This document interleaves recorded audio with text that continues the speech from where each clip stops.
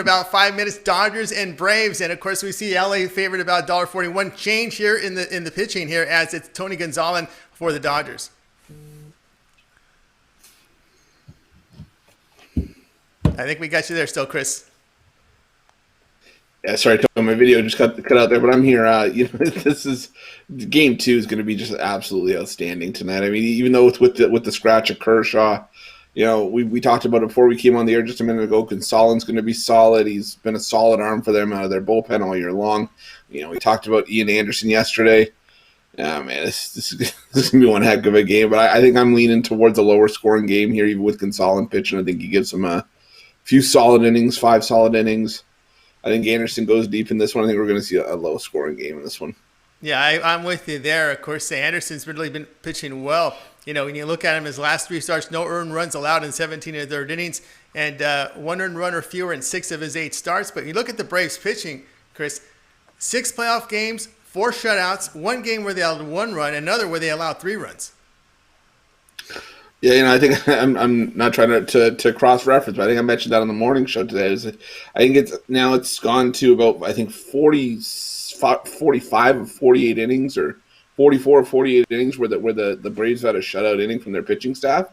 The pitchers are lights out this year, and when you have a lineup where the bats are on as well. All right, here with Chris here on the drive-thru. I think we're both. Oh, we got you back, Chris. You're good. You're good again. Oh, we're good, and then we lost him. All right, here on the drive-thru, it looks like Chris and I are lining up on the under. And the pitching staff's on as well. Man, they're looking like a good team, and they could be a team to beat in the NFL.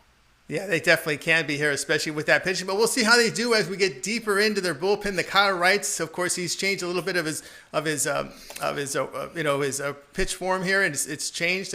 So we'll see how the Braves do as we get into games 3 and 4 and how they manage that. All right, this is the drive-thru. I'm Tony T here on Sports Chat, and of course Pig Dog's YouTube channel and social media here. We'll take it to the top of the hour, and of course a lot of picks on the show. We'll take a look at that Buffalo and Tennessee game, the NFL on Tuesday night on CBS. So in your local markets, you'll be able to see that game. We'll also cover a lot of college football. We have some NFL picks as well on our show. Let's take a look here at our green room, who we have on the show today. We'll have a professional bettor, Alex Smart, will join us. Shane Mickle, of course, Chris, co-host, and Alan Enos.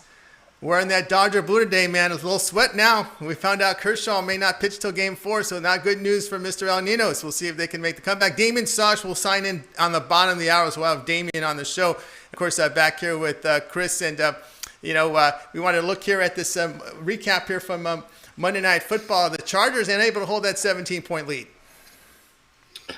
That's sort of been the story for the Chargers for much of this season. Is the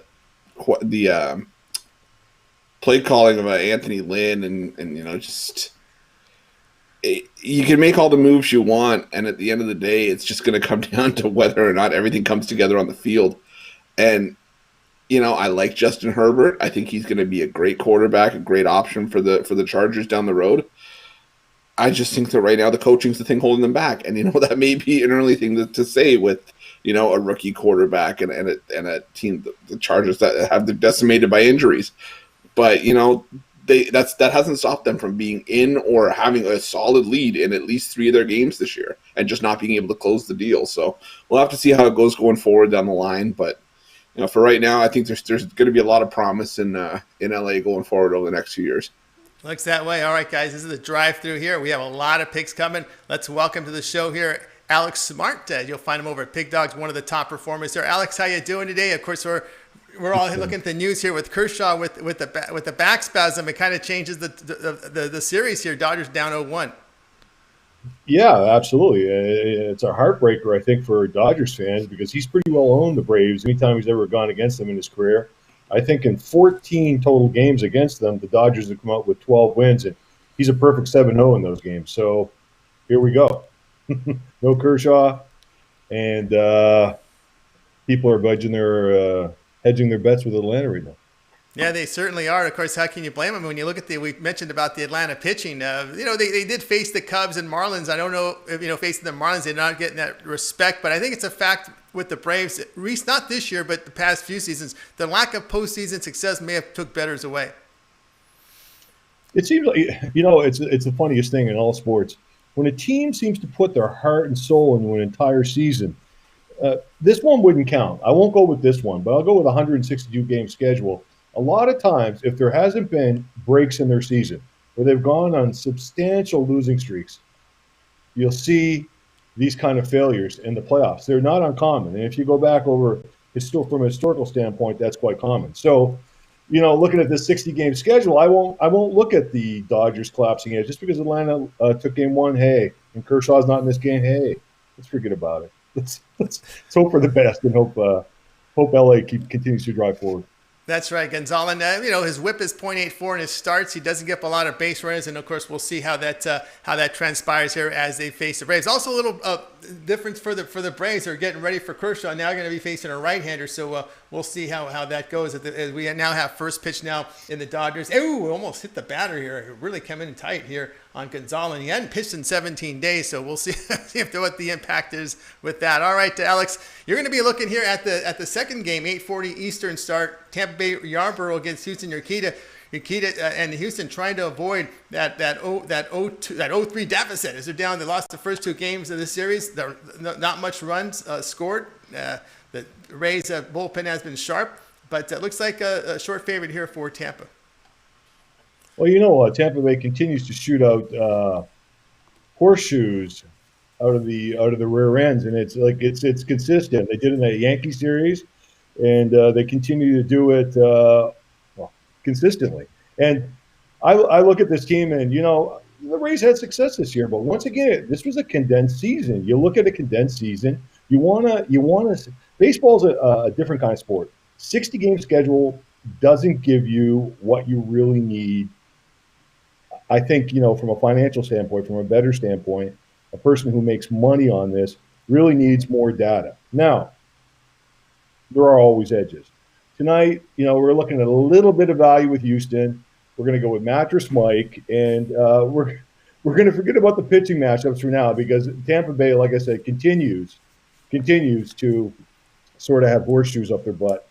And I have no other way of putting this, but I know Houston didn't have a great season, and I know a lot of people don't have a lot of respect for Houston right now, and everybody loves Tampa Bay because of recency bias. We have to look at this really close. This is still a very talented Houston team.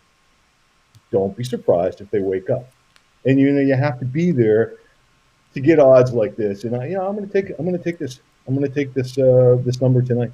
All right, Alex Smart looking to take the number there with Houston to avoid that 0-3 deficit. Chris, your thoughts here on this Houston Astros team? Man, they were just hitting the ball. Of course, we were talking last week how hot it was at Dodger Stadium, so change of scenery there. We know Oakland pitching, they like to give up the 5 balls in their home ballpark, but of course that doesn't work in that hot weather in L.A. And now Houston trying to get their bats together in this one.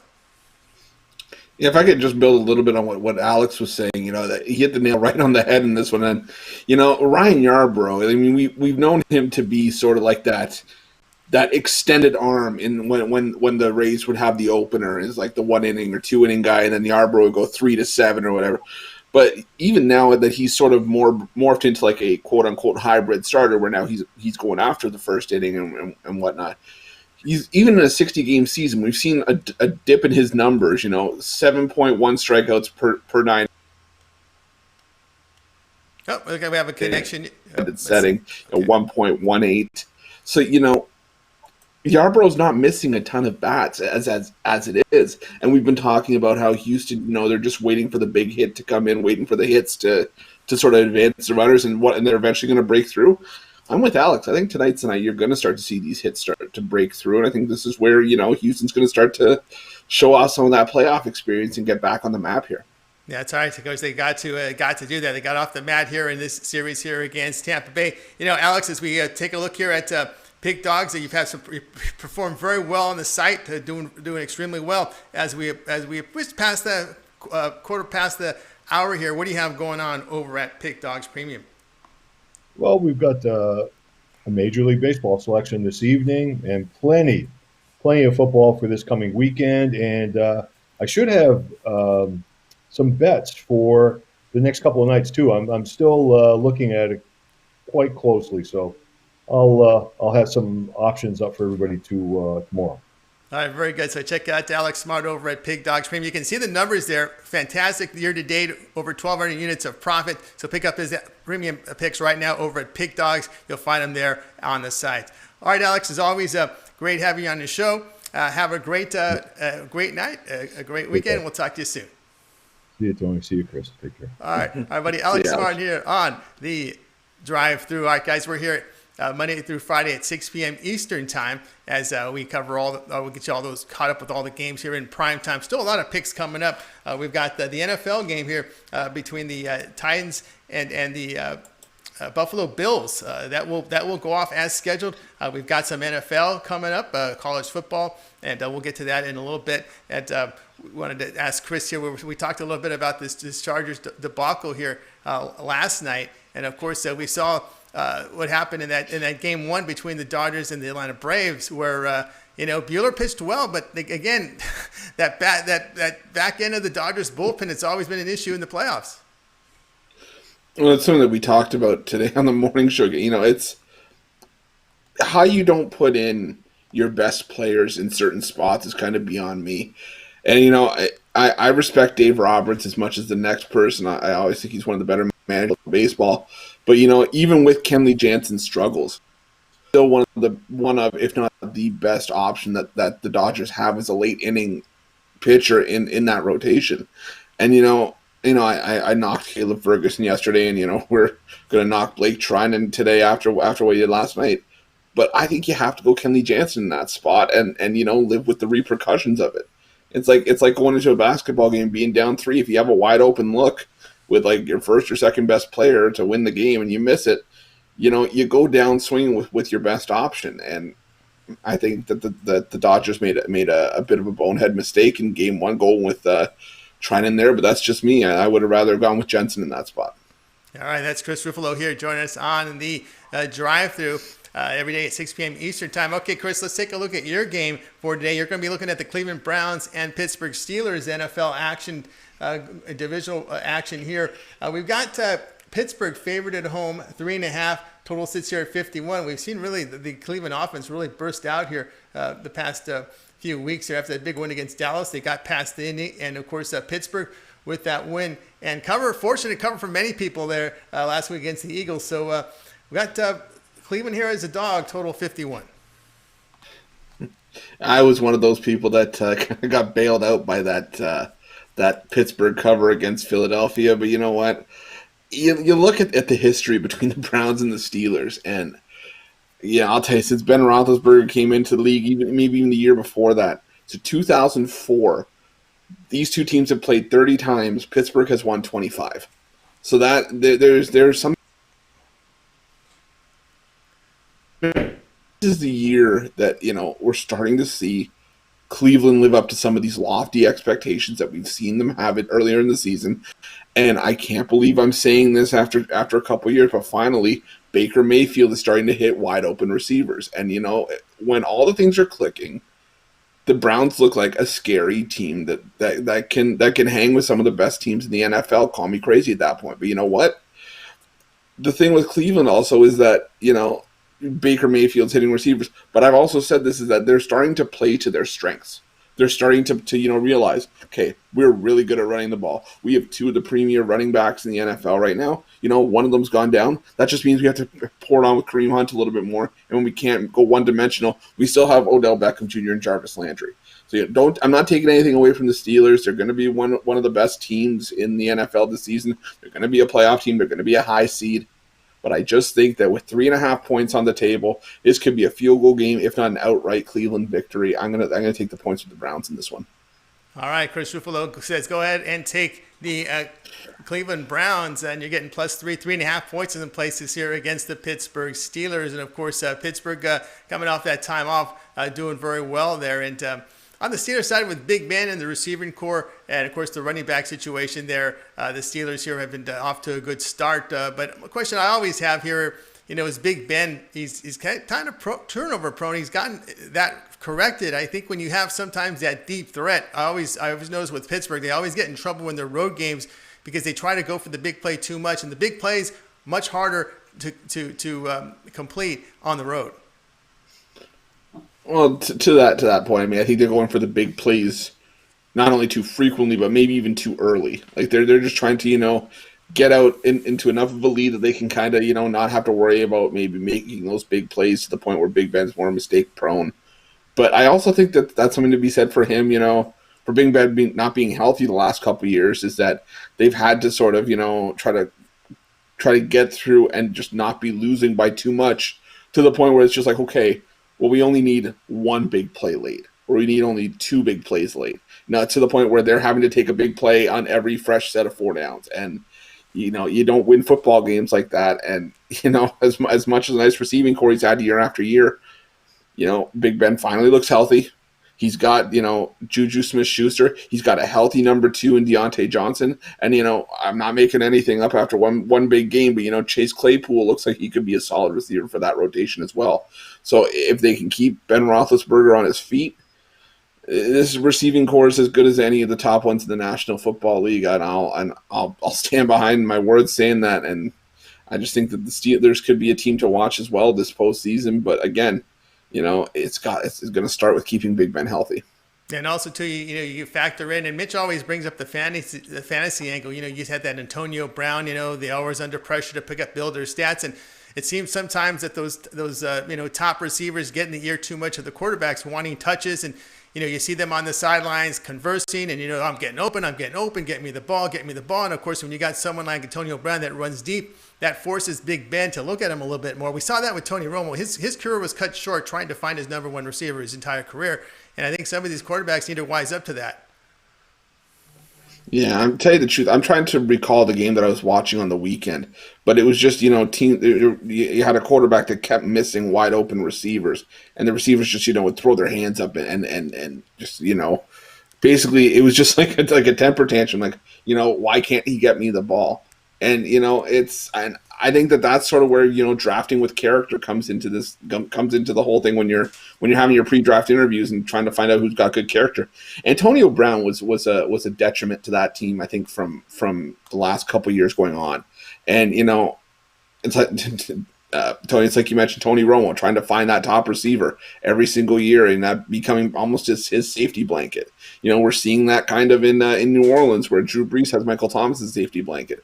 But again, I think all of that's going to come down to the character of the guys that you have in the locker room, having a good locker room culture, having a good leader, under center. You're the I was going to say you're the creator of your own demise at that point. If you're just letting the whole team walk all over you, you become a yes man. And, the biggest jerks in the room are also the ones that are kind of the most successful, I find. If you put your foot down, you don't make that. You're not worried about that making that many people happy. Sometimes you get the best results, and even if you make a couple of people angry once in a while.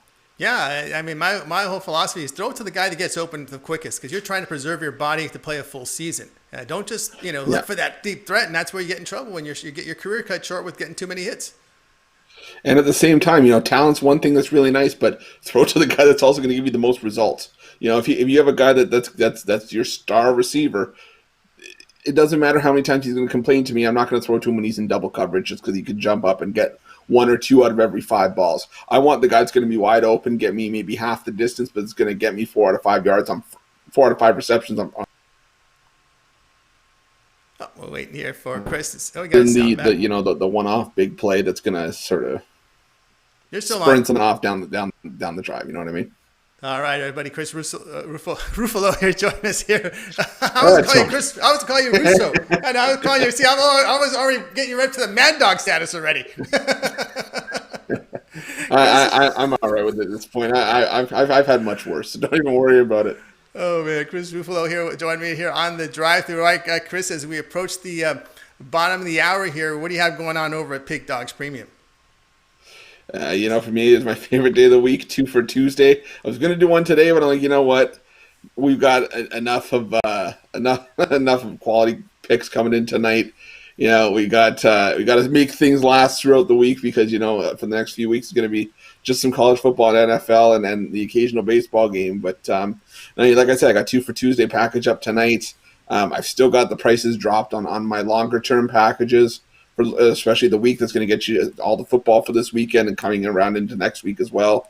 And again, the guys, like I keep saying it, we have a lot of quality on the website. Tony's got some great picks. He was on the leaderboard the last couple of days. We have some other guys that you're going to see on the show tonight. Find someone you like, find someone you connect with, and go from there, because you with any of these guys, you can only go up. Absolutely. Definitely go up here. And, of course, pick up one of those long-term packages. That's the best deal right now. Pick up a 7-day, turn that into 30-day. Of course, that'll get you caught up here with the football. And, of course, as we approach the end of the month, Chris, we'll be looking at some Big Ten, and the week after some Pac-12 and MAC and Mountain West. So the schedule will double, I believe. Sorry, I kind of cut out on that. Can you repeat that for me one time? I was just saying here, the conferences, we got like 4 conferences coming up here in the next couple of weeks, and it looks like we might have like the schedule doubling. You know what? It's one of those things where it's kind of, you look at the schedule, and me being a writer, I can tell you it's a little bit daunting when you see the workload go from about 30 games to about 60 over the course of a week. But you know what? We knew that these guys were coming in. We just sort of didn't know when they were coming. But you know what? I love it all the same. As much as we kind of crap on the Big Ten for being, or the Pac-12 for being like, well, what took you so long? It's just, okay, what took you so long? But we're happy you're back. So I mean, I'm ready to get those conferences underway as well. It's a shame that we only get a 6-game conference from guys like the MAC and stuff like that. But again, you know what? I'll take it. It's better than where we were sitting in May or April. That's for sure.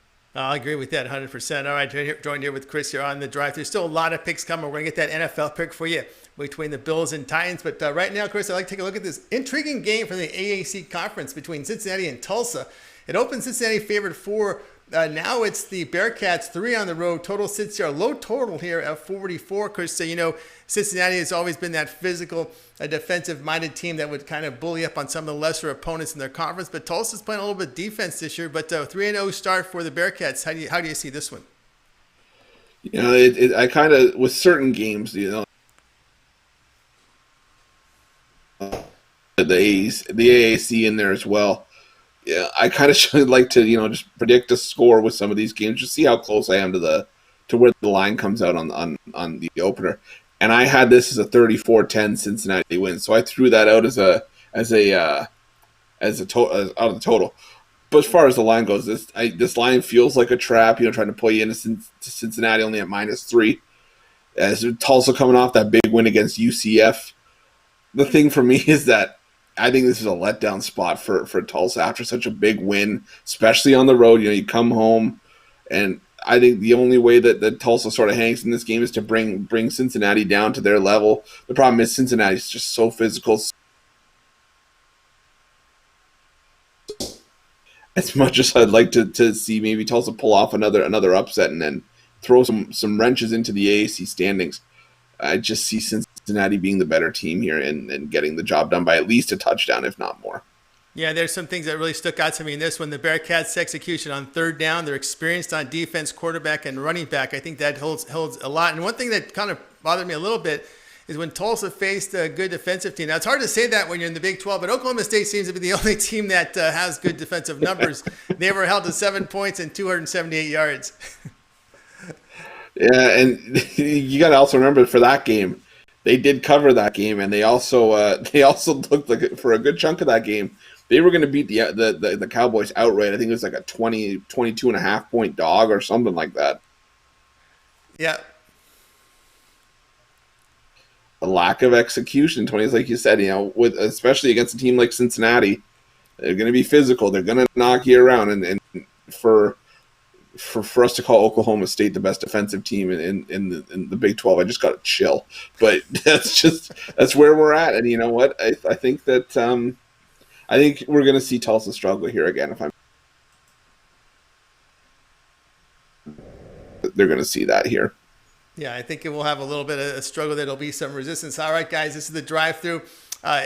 Monday through Friday at 6 p.m. Eastern Time. We bring all the handicappers from Pick Dog with their picks. And, of course, we're going to continue here. We promised you that Tuesday night football game. And who better to bring it than the guy who's sitting number 1 at Pick Dogs over at Documented. Let's bring in our buddy Al. Nino's Al, how you doing today? You got your Dodgers shirt on. You got a little guy in scoring position here. Yeah, the Dodgers tend to have runners in scoring positions. Just a matter of getting them in, though. That's been an issue apparently. This last game it was, but yeah. Yeah, I think that can be an issue for some out there. They hear your troubles there. But your thoughts here with no Kershaw today? You got it's going to be Urias going tomorrow. So would that be a little bit too pressure if they can't get it done today? Looking at 0-2 and maybe Urias. But of course, I'm not going to put the loss on their column yet. But how do you feel about the next two starters here?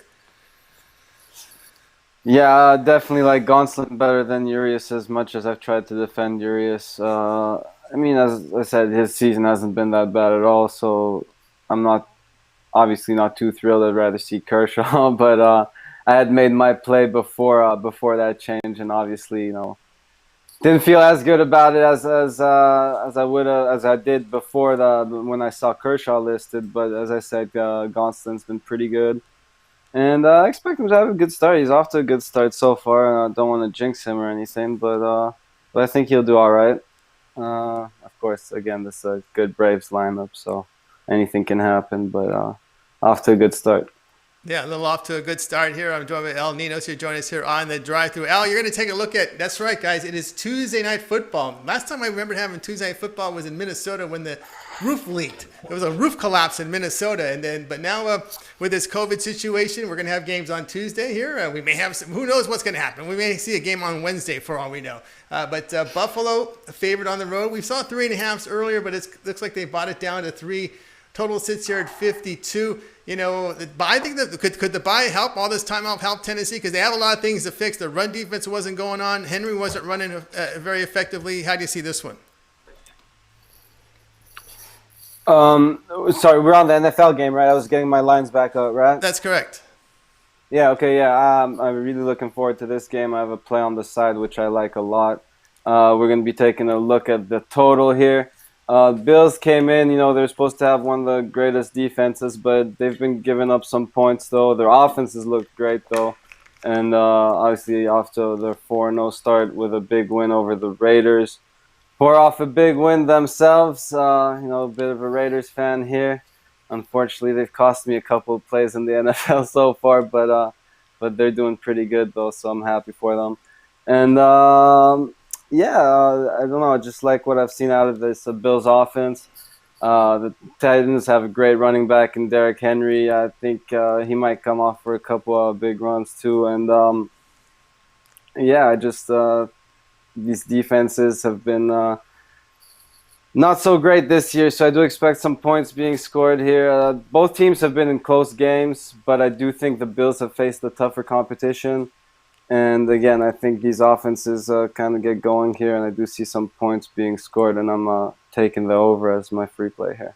All right. El Ninos, who's document number 1 at Pick Dogs in the NFL, says go over total.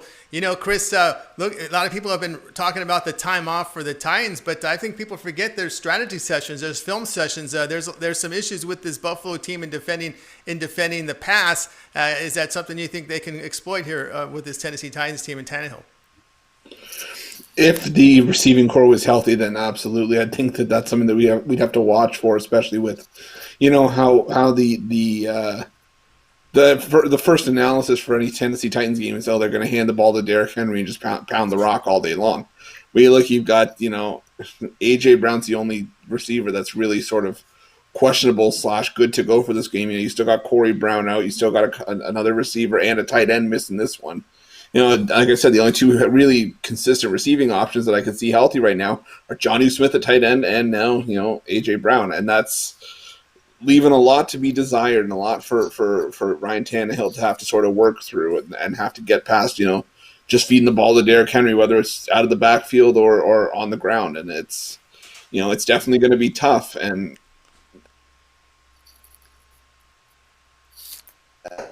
sell out a little bit more than they have before in games earlier this season, try to stop Derrick Henry and force Ryan Tannehill to work with what he's got.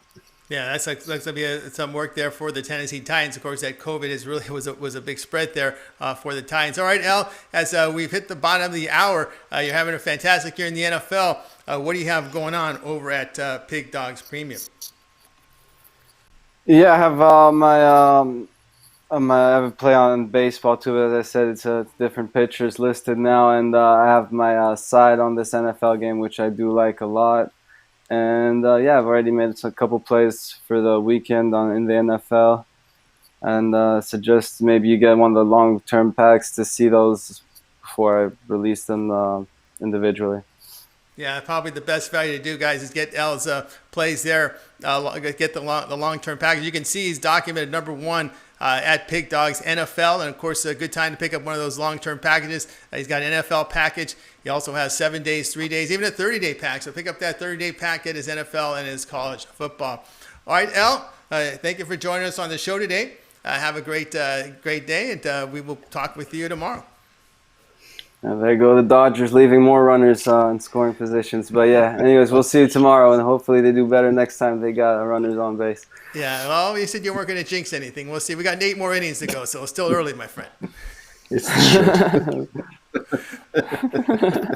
All right, have a good one. All right, our buddy Al Ninos. I left him speechless there, Chris. I wasn't even speechless there for a second. You have a tendency to do that, Tony. I won't lie to you. You do that to me sometimes, too. So. Take the words right out of my mouth. Absolutely. All right, guys, continuing here on the drive-thru. We're joined by Chris Ruffalo. Still a lot. We just saw Damian Sarr sign in, so we'll get to Damian after, and then it will be Shane. We got a lot more coming up here, guys. And we're going to look here at this game between Navy and East Carolina. And Navy was around 2.5. I was wondering if that go to 3, but it's not. It's gone down to -2. And, of course, Navy bouncing back. They've had some bad losses. I won't lie to you. Air Force was an ugly loss. So was the loss to BYU. But they've bounced back in the win column. But they're facing an East Carolina team, Chris, that, man, this defense it hasn't just been bad this year, but it's been bad for several seasons. Yeah, this East Carolina team is what other words can I use besides, like yuck, ew, disgusting, yucky? I don't want it. No, I don't want anything to do with the East Carolina Pirates. I thought that, maybe this team could, hang around with Georgia State, this keep it respectable. And Georgia State almost puts a 50 spot on them. And, at 49-29, and that's not going to get the job done at all. Navy, on the other hand, the option hasn't been run to how they normally run it. You've got the coach for Navy saying, we haven't been practicing our hardest and we haven't been playing our best. That's not something that you have to necessarily admit. We can kind of see that on the field, you know what I mean? So it's one of those things that's just, right now, I don't want to part of either of these programs right now. I'd probably lean towards the over just because, we've got a pair of Swiss cheese defenses right now, and then maybe Navy can get a bigger break with, East Carolina having to prepare for the option. But your guess is as good as mine in this one. I'm not going to lie to you. This is a bad game. Yeah. I think this is one of those games where if you need to bet on this game, there are hotline numbers out there. They're really, we can help you. Yeah, we can help you with those hotline numbers. And, of course, Midshipmen were able to get past Temple last week, 31-29. But, again, I'd look anyway. I would just be a lean on Navy only because I can't just stand this East Carolina's defense. And I think they can get run off. And they're giving up almost 200 yards rushing, nearly 5 yards a carry. And, of course, when the Pirates did face a running style team in Georgia State, they were run off 49-29, giving up 247 yards. So another running team facing East Carolina. Let's see if they take advantage of that poor tackling, the poor defensive play from East Carolina. All right, this is the drive-thru, guys. Joined here by Chris Ruffalo. We'll take you to the top of the hour. A lot more picks coming up. We got lots of NFL. We got some college football. But let's go ahead and welcome in to the show. We're going to bring in Shane Mickle. You can find him over at Pig Dogs. Shane, how are things going for you today? Keep an eye on this Dodger-Braves game. Yeah, it's going good. I'm a bit surprised they overturned that call at first base. But I guess they must have a better angle than I did because it looked to me like he was safe. Yeah, it looked a little bit like he was safe. The Dodgers had 2 runners on. A ground ball. It took Freeman off the bag at first, but somehow he was able to struggle the bag there and keep his foot on there to retire the side. So we moved to the top of the second here with the Braves up in no score. And I want to get your thoughts here on the baseball. We're going to see the Houston and Tampa Bay. It's weird with his baseball. We saw Houston pound the ball against the A's pitching, which has been pretty good, and their bullpen's been pretty good. Then it changed the scenery here, and it's been tough for them to get runs up on this Rays pitching. Yeah, it's been a weird series, a weird start to the series so far for the Astros. Yeah, and this is a game this Astros game that I really don't like. I'm going to be watching it as a fan. I really don't have an opinion one way or the other, good or bad, about who's gonna come out on top there.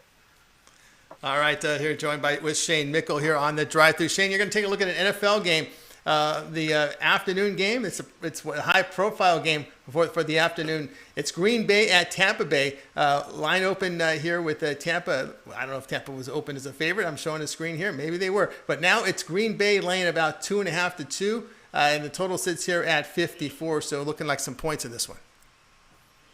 Yeah, I remember a couple of years ago. The total would be around 54, 55. It'd almost be an automatic under bet. But with the way the NFL's going, I mean, 54, 55, that total still isn't high, especially when you got an offense like Green Bay. They're putting up almost 40 points a game right now.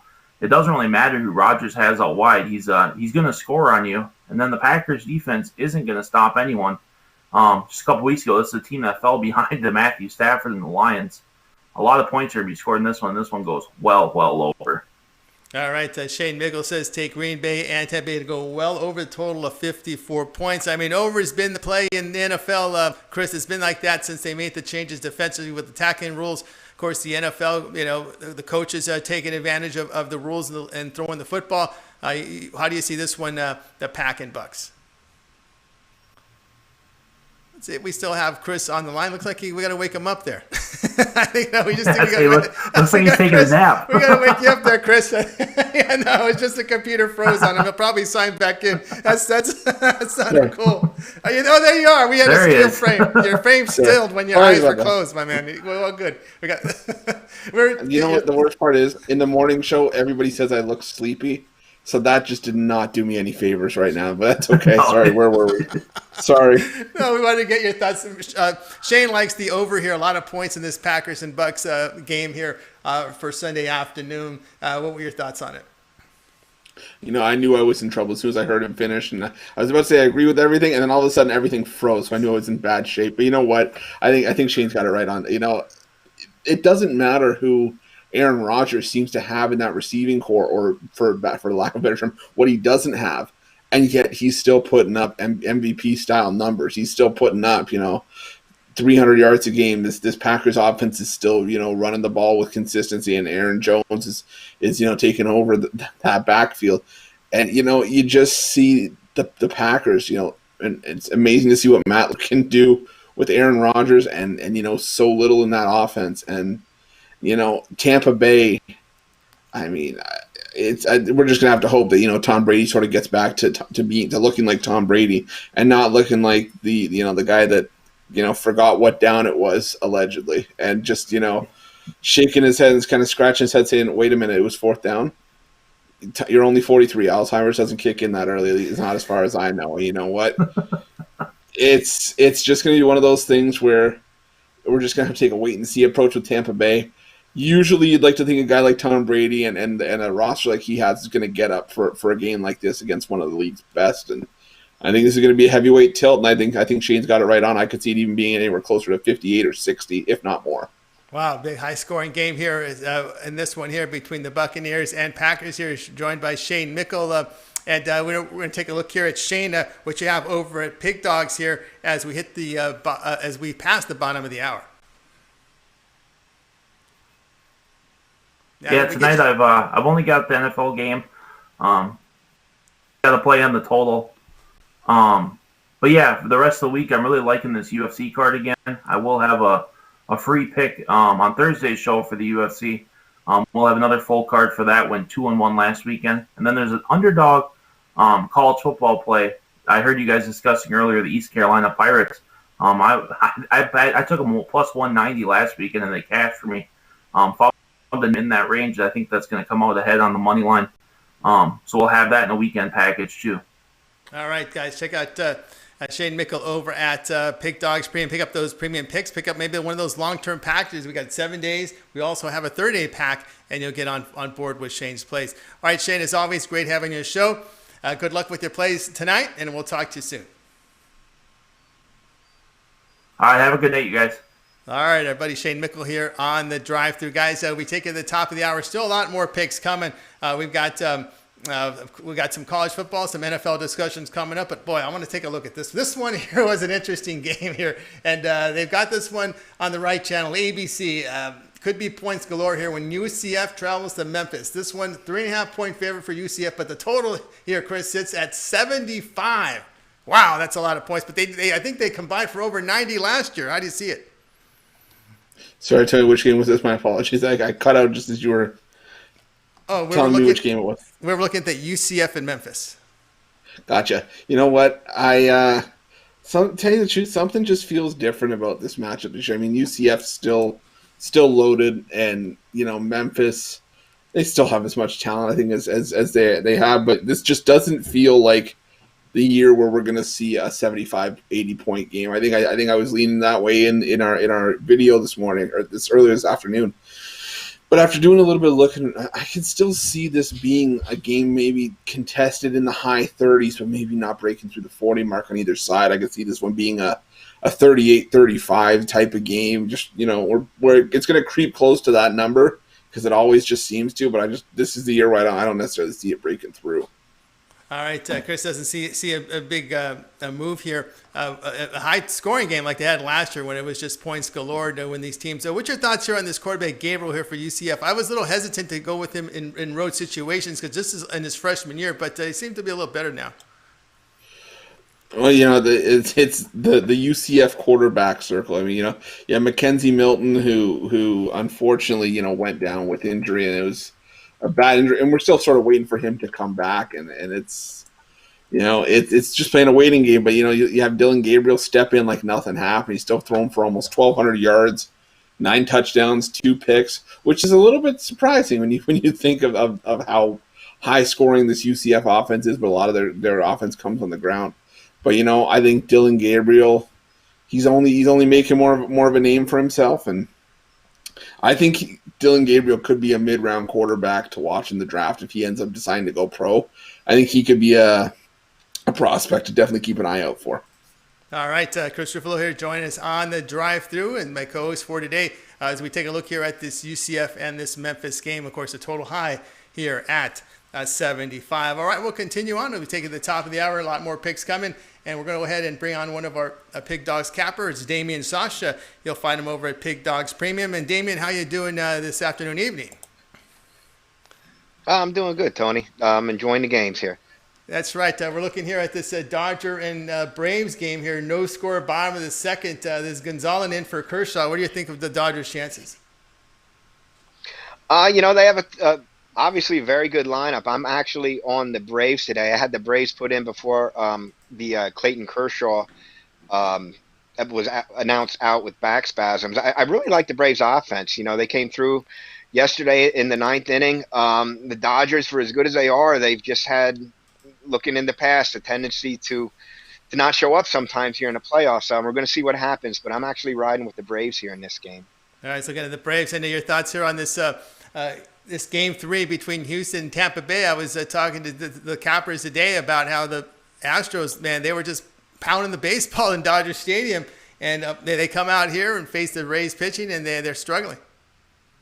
Yeah, it caught me by surprise as well. I really like the Astros. I had them in game 1. I didn't have a play in game 2. I look for their bats to wake up. I think they have to. The problem is now who they're going to turn to pitching. I think Tampa definitely has the advantage as far as pitching stats go. But if Houston can wake up their bats, they're going to be a challenge. They're going to be tough to beat for any team. But is it going to be too little too late? That's what we have to wait to find out. Yeah, we'll have to wait and find out here. It should be interesting when we get to those games 3, 4, and 5 when you have to go deeper into your rotation to see how the series starts to change there. All right, joined here by Damian Sosh. Damian, you're going to be taking a look here at this Notre Dame and Louisville game, and we have Notre Dame going to be laying some points here at 17, total 64. I know the past several seasons when you saw double digits from the Fighting Irish, you just ran away from that. I mean, there was no way you were going to lay doubles, but this is a little different team. They look to be in good condition. They're physical up front. Their running backs, when they get some distance, they get in the clear, they can run. So Louisville, they've had their issues defensively here. Big number here as it's Louisville and Notre Dame. Yeah, it is. And I like this Notre Dame team a lot. And I like them against this spread. I think a lot was expected from Louisville coming into this season, and they have not lived up to expectations at all. They've lost 3 in a row, and now they're going to be playing their third game on the road, third straight road game, which is, I think, kind of rare as far as college football goes. But with the environment we're in right now, with everything that's going on with the COVID and everything, it is what it is. Their quarterback, I like Malik Cunningham. He can make plays offensively. Louisville's putting up 29 points per game, but Cunningham has also thrown 5 picks this year. He's already been sacked 14 times. And Notre Dame, they're going to be playing their 4th straight home game. They didn't cover last week, but they were right there. And that was the first time they'd played in 3 weeks. So I think they were able to knock some of that rust off in that Florida State game. Offensively, Notre Dame's really clicking. They're running the 5th-ranked rush offense in the country, nearly 271 yards per game. Coming into this season, I don't think Notre Dame was really sure who the running back was going to be. And Kyron Williams has just exploded. I mean, he's taken off. He's averaging 7.8 yards per carry, 359 yards rushing for the season so far for him. And then when he goes out, freshman Chris Tyree, who is very, very fast, he comes in. He's averaging 7.5 yards per carry. So the ground game's really going. The offensive line is really starting to come together. I know they haven't played anybody that's extremely tough. They really haven't, but they're starting to really, really get that offensive line going. That's going to set up the play action passes. Ian Book's one of the most accurate quarterbacks in college. And, he's a 5th-year senior. I really like Notre Dame to cover this number. All right, Damon Sosh says go ahead and take Notre Dame, lay that 17 here against Louisville. Of course, Chris, we saw the Fighting Irish get some distance on Florida State, 42-26, but man, they rolled 554 yards. But when you're a little concerned here about this Louisville performance against Georgia Tech, where they just total collapse in the second half, allowing 47 points, 485 yards. They're giving up 3.5, as Damon talked about. They are giving up a lot of sacks. How do you see this one? Yeah, and also after, if I could just ask you guys a question for your opinion on something that just came across my news feed in a minute. But, as far as this one goes, I think Damien hit it right on the head. The other thing is we just saw NC State have to deal with 3 straight road games. And it's unfortunately the COVID world that we're in right now is that you're going to see teams that have extended home or road splits and, benefit the Fighting Irish for negotiating that into their ACC agreement. They're saying, hey, we want to play 4 straight home games. The ACC is like, okay, fine, you got to just come to the ACC for a year. But, Louisville's collapse caught me off guard last week. I'll be the first to tell you, I was on Louisville in that game because I just didn't trust what Georgia Tech was doing. And if you lose to Syracuse, well, you get that's a quick 3 strikes in my book. And coming into this one, Notre Dame's just Brian Kelly. And we talked about this before. Has never really been a coach that likes to ease off of the gas pedal, especially against lesser teams. And I just think that's what you have here. It was a missed opportunity against Florida State, especially if you were like me and had Notre Dame in that game. But you know what?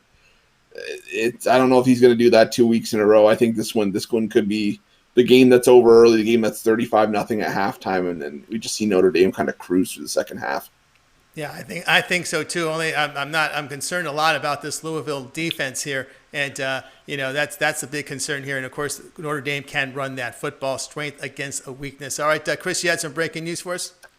Yeah, I'm seeing here coming across the pipe that the Florida Gators have stopped football activities due to a COVID outbreak. So I'm kind of wondering what you guys were thinking as to how that,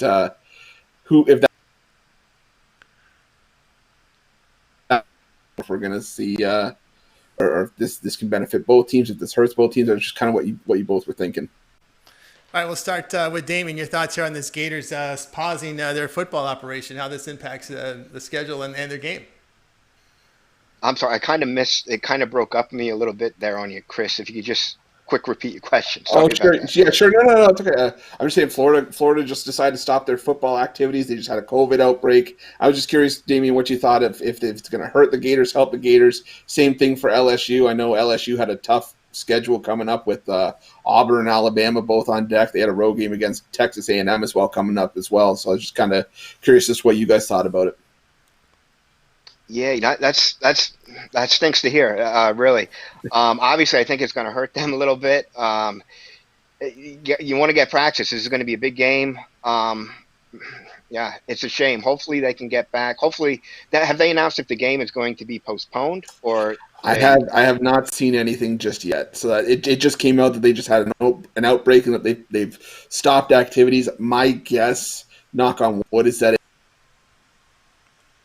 Yeah, days away from the start of the game. Yeah, my guess would be a pause because it's only 4 days before the game's going to go off. So that would be my. I'm not trying to be a cynic. I'm just trying to be a realist, and I think that's sort of where we're at. Yeah, that's Right, definitely a concern here. But, it's funny because Mullen just recently said after his game against Texas A&M, I want to see 90,000 fans in our home stadium next week. And what happens? Yeah. They get this outbreak. This is crazy. Do you think Dan Mullen wishes he could go back on that just a little bit right now? Just even a smidge and just say, okay. I don't want 40 for 90,000, but I'll take 25. And just keep 6 feet worth of seats between everybody. Yeah, and the funny thing about it is who's going to make the decision to postpone the game? I mean, obviously, if it's key personnel, right? If it's some key starters, then we can't play it. We got to postpone and reschedule. But we saw this happen before. But of course, they're going to have to juggle the line. They're going to have to juggle the schedule. We'll have to see the schedule if there's some bye weeks they can rearrange here, because obviously the SEC conference will have to come in and make a decision if this is definitely a postponement. But when you talk about if it was one player, but when you say it's an outbreak, I don't know what you think, Damien, but that to me seems like it's possibly headed towards postponement. Yeah, just going back to Notre Dame, I know earlier this year when they had an outbreak against Wake Forest, their game was postponed. I can't remember if that game was supposed to be played in Wake Forest or in South Bend, but that game's been rescheduled for December. If that's December in South Bend, that should be nice and warm. I guess I don't have to really worry about that so much in the SEC, but yeah, with an outbreak, it sounds like it. And, it stinks for it to be postponed, but if it is, you want to see the best product that they can put out there. So, hopefully they can get everything under control, but yeah, it sounds like it might be heading that way. Yeah, and of course, it all depends really on the upcoming schedules, what they can do here, if there's off days involved or buys. And I don't know if they can push back. When you got the Pac-12 and Big Ten playing, maybe they can push back the start of these championship games. I mean, with all this COVID issue, I always thought that the conference championship games would be played on New Year's Day. I just thought for somehow, some way they'd have to push with all this stuff going on. They would have to push these things back just to allow these teams to make up games, or maybe if they want to make some money in December and maybe find some teams that can play non-conference. But I think they should put that on the table. If you had conference championship games on New Year's Day, maybe a little bit more interest there, Damien. Yeah, it's really not a bad idea. I mean, think about it. The Pac-10 and the Big Ten haven't even started play yet, and it's probably only a matter of time before, unfortunately, something like this might happen at one of their, with one of those teams. So it's really not a bad idea. I would enjoy it. And then if they want to have the conference championships later, have them, if it's too cold, have them in a dome or something like that. I'd be all for it. Yeah, they can find a dome to play. They have the weather issue. There's plenty of domes in the south. You can find domes in the east. And they can take care of it. And of course, you got these new stadiums here in LA and Las Vegas. You can have the Pac-12 out here as well. So, no problem with that. I'm all for that. I don't want to see postponements. Just give these teams ability to make up these games. And again, you've got to. Who knows what the bowl schedule going to be anyway? So you might as well just push the conference championships over to New Year's Day. All right, continuing here on the drive-through. Damon, as we're hitting the top of the hour, what do you have going on over at Pick Dogs Premium?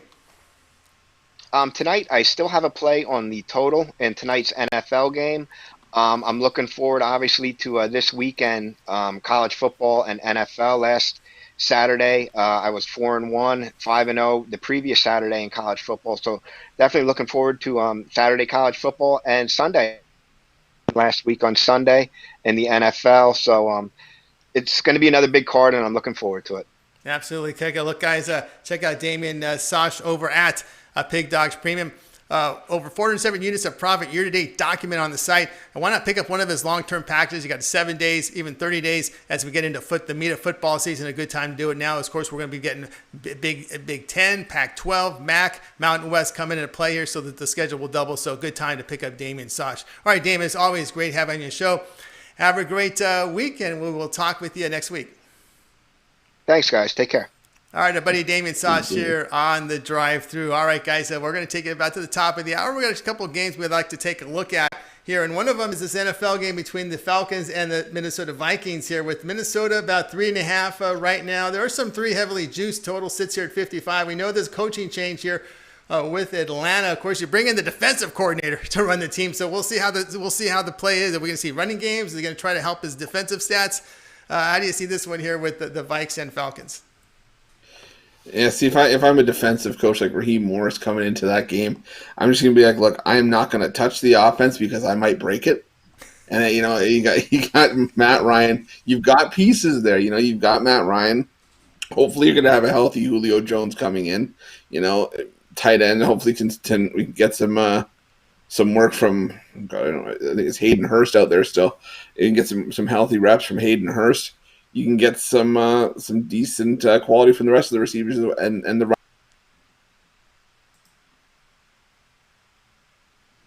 offense is not what gave up multiple leads this season. It's been the defense.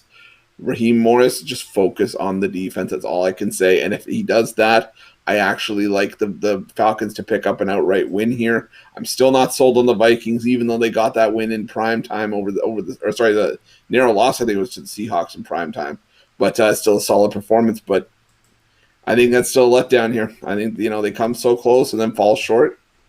I like Atlanta to pick up their first win of the year. Again, if Raheem Morris focuses on the defense. Yeah, that's kind of a strange thought there here as you reward the defensive coordinator as the head coach. Boy, this is just backwards. That is I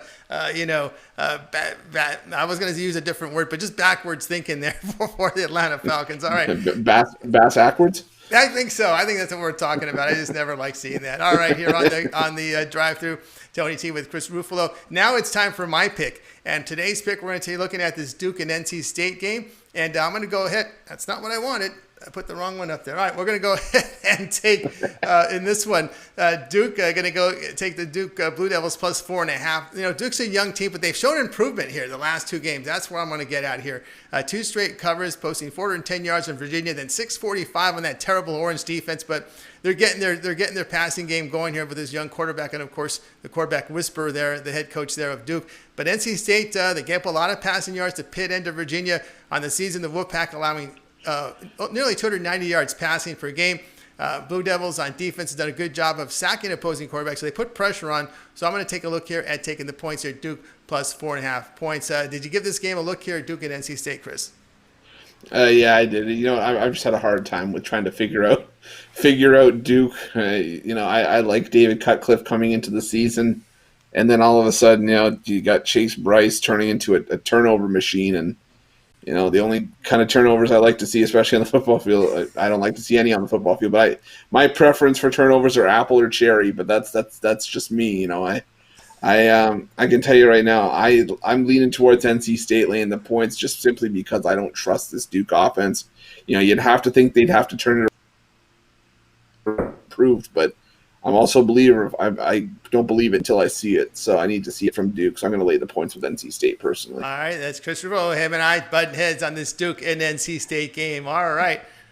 You know what? The way I see it, we won't agree on everything, but that just makes it a little bit more interesting. That just makes it a little bit more interesting, kind of who gets to wear the hat after the game. And that's for sure. That's for sure. And here on the drive-through, guys, 6 p.m. Eastern time, Monday through Friday. As it's time to recap the picks for the show today. All right, El Nino, so you awake over there? We threw you on this segment here. All right. Right here, join me. I should have given you fair warning on that one. All right, we started the show here with Alex. No, it makes it more fun. Nice try, Tony. We started here with the handicapper picks here with Alex Smart, and he said take Houston Astros about minus 101 here against Tampa Bay Rays. Then Chris Ruffalo, Browns take the points 3.5 against the Pittsburgh Steelers. It was Tuesday Night Football, Buffalo Bills and Tennessee Titans over 52. Shane Mickle, take Green Bay and Tampa Bay Bucks to go over total of 54. Damien, take Notre Dame, lay that 17 against Louisville. And yours truly was with Duke plus 4.5. And we'll start here with Chris. Other than your pick, which one here do you like the best? For me, I mean, I'm think I'm with Damien and Sash on this one. I like Notre Dame laying the 17 points against Louisville. I just think, I think, like I said, I think the Cardinals are in a world of trouble here. If you give up 49 to Georgia Tech, don't talk to me when the Notre Dame game is on. I'm going to lay the points with the Irish.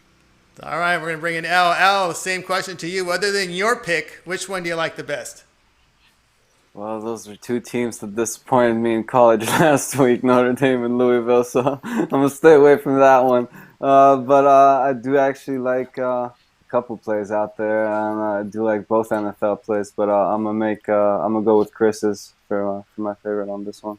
Yeah, Chris at Cleveland Browns here at plus 3.5 points. Thanks, Al, for joining us on this segment. This was the drive-through, guys, and we're back here with Chris and Joe D'Amico tomorrow as we'll break down Wednesday's card. More baseball, more football coverage, and like to bring in the Pig Dogs on the set and wave a goodbye. And we will see you guys tomorrow. Don't forget the morning show with Mitch and company at 10.